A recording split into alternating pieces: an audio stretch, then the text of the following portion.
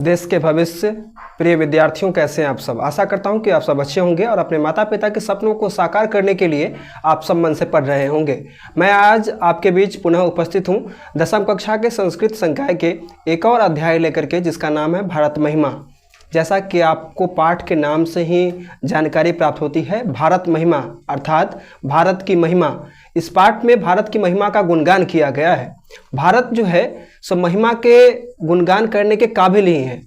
विश्व में तो अनेक देश है, मगर यह एक ऐसा देश है जहाँ पर ऋषियों ने, मुनियों ने और स्वयं भगवान ने भी अवतार लिया और उन्होंने अपने कीर्ति से, अपने यश से, अपने सद्गुणों से हम लोगों को एक सकारात्मक संदेश दिया।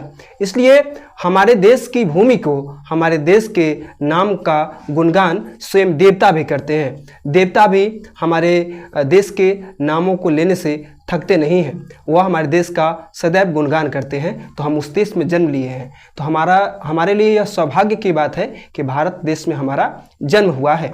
तो भारत महिमा पाठ जो है सो मूलतः यही संदेश से ओतप्रोत ही है। भारत महिमा में भारत का गुणगान किया गया है, भारत की प्राकृतिक सुंदरता, भारत की भूमि पर जन्म लेने वाले महापुरुषों के विषय में बताया गया है कि यहाँ पर ऐसी धरती है यह भारत जिसने कई महापुरुषों को जन्म दिया, जिसने स्वयं भगवान यहाँ पर पधारे और भगवान ने यहाँ पर कष्ट सहन किया। यहाँ पर उन्होंने जन्म लेकर के स्वयं नारायण ने यहाँ पर अवतरित हुए स्वयं नारायण, और उन्होंने अवतार लेकर के हम मनुष्यों को एक सकारात्मक सीख दी। तो भारत महिमा पाठ से जो महत्वपूर्ण प्रश्न है जो कि परीक्षा में अधिकांशतः पूछे जाते हैं, वो प्रश्न मैं आपके बीच रख रहा हूं। आप सब ध्यान से सुनिएगा और उम्मीद करता हूं कि आप प्रश्नों को सुनने के पश्चात आपको हर एक प्रश्न का उत्तर सटीकता पूर्णतः आ ही जाएगा। प्रथम प्रश्न है, जो भारत महिमा पाठ के आधार पर भारत का वर्णन संक्षेप में करें। तो लिखेंगे जो भारत महिमा पाठ के आधार पर प्रथम प्रश्न है, जो भारत महिमा पाठ के आधार पर भारत का वर्णन संक्षेप में करें। तो लिखेंगे जो भारत महिमा पाठ के आधार पर भारत की महिमा का वर्णन करते हुए कहा गया है कि जो भारत की जो भूमि जो है वह स्वर्ग के समान है। एक ऐसी भूमि हमारी भारत है जो कि स्वर्ग के समान है। स्वर्ग में तमाम सुख सुविधाओं के साधन होते हैं, उसी प्रकार हमारा भारत भी जो है सो प्राकृतिक सुंदरताओं से परिपूर्ण है।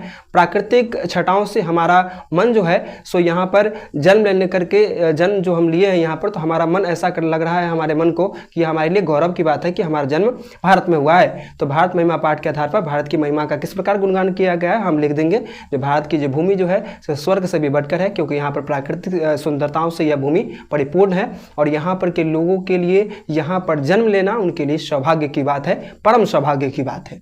ठीक ना।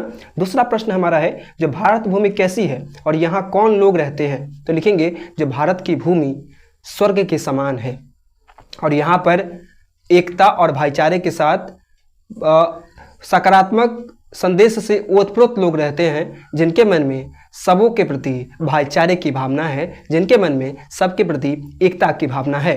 तो हम लिख देंगे जो भारत स्वर्ग के समान भूमि है और यहाँ पर वैसे लोग रहते हैं जो कि अहिंसावादी हैं, जो कि अहिंसा के रास्ते पर चलते हैं, जो कि सत्य के रास्ते पर चलते हैं और सदैव एकता और भाईचारे के साथ रहते हैं। यहाँ पर विभिन्न धर्म के लोग निवास करते हैं, विभिन्न बोलचाल की भाषाएं उनकी है, मगर इसके बावजूद एकता हमारे देश की पहचान है, अखंडता हमारे देश की पहचान है।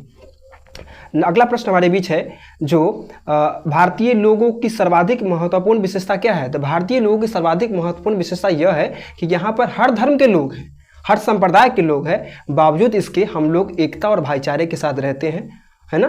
हम लोगों की बोलचाल की विभिन्न जगहों की बोलचाल की भाषाएं अलग अलग है, इसके बावजूद भी हम लोग एकता के साथ रहते हैं। यहाँ पर हिंदू, मुस्लिम, सिख आदि धर्म के लोग हैं और वे सभी धर्मों के लोग हम लोग मिलजुल करके रहते हैं। तो यह हमारे देश की महत्वपूर्ण खासियत है कि हर धर्म के लोग रहने के बावजूद भी हम लोग एकता के साथ अपने देश में रहते हैं। अगला प्रश्न हमारा है, देवगण भारत के गीत क्यों गाते हैं, है ना। देवतागण भारत के गुण क्यों गाते हैं। तो लिखेंगे जो देवता भी भारत का गुणगान यह इसलिए गाते हैं क्योंकि भारत की भूमि जो है सो स्वर्ग के समान है। यहाँ पर की प्राकृतिक सुंदरता जो है वो बिल्कुल ही स्वर्ग के समान है। विश्व में तो अनेक देश है, मगर भारत ही एकमात्र ऐसा देश जहाँ पर स्वयं भगवान का भी अवतार हुआ, स्वयं भगवान ने भी यहाँ पर जन्म लिया, है ना। तो इसलिए देवता भी इस भूमि का क्या करते हैं, तो गुणगान करते हैं, इसके गुण का बखान करते हैं। अगला प्रश्न हमारा है, जो भारत महिमा पाठ से क्या शिक्षा मिलती है? तो लिखेंगे, जो भारत महिमा पाठ से हमें शिक्षा मिलती है कि जो भारत की जो भूमि जो है वह स्वर्ग से बढ़कर है ना। और भारत महिमा पाठ से हमें यह शिक्षा मिलती है कि हमारे लिए भारत में जन्म लेना हमारे लिए परम सौभाग्य की बात है और परम गर्व की बात है। यह हमारा परम सौभाग्य है कि हम लोगों का जन्म भारत की भूमि पर हुआ है और हमें इसके लिए गौरवान्वित होना चाहिए, है ना। तो आशा करता हूँ कि आपको जो प्रश्न के उत्तर मैंने बताए वो आपको समझ में आए होंगे। आप सब मन से पढ़ते रहिए और अपने माता पिता के सपनों को साकार कीजिए। ईश्वर से यही प्रार्थना करता हूँ। माँ सरस्वती भगवती से मेरी यही प्रार्थना है कि भविष्य में आप सबों बच्चों को शानदार सफलता मिले और आपको अपने आप के ऊपर भविष्य में परम गर्व हो। धन्यवाद।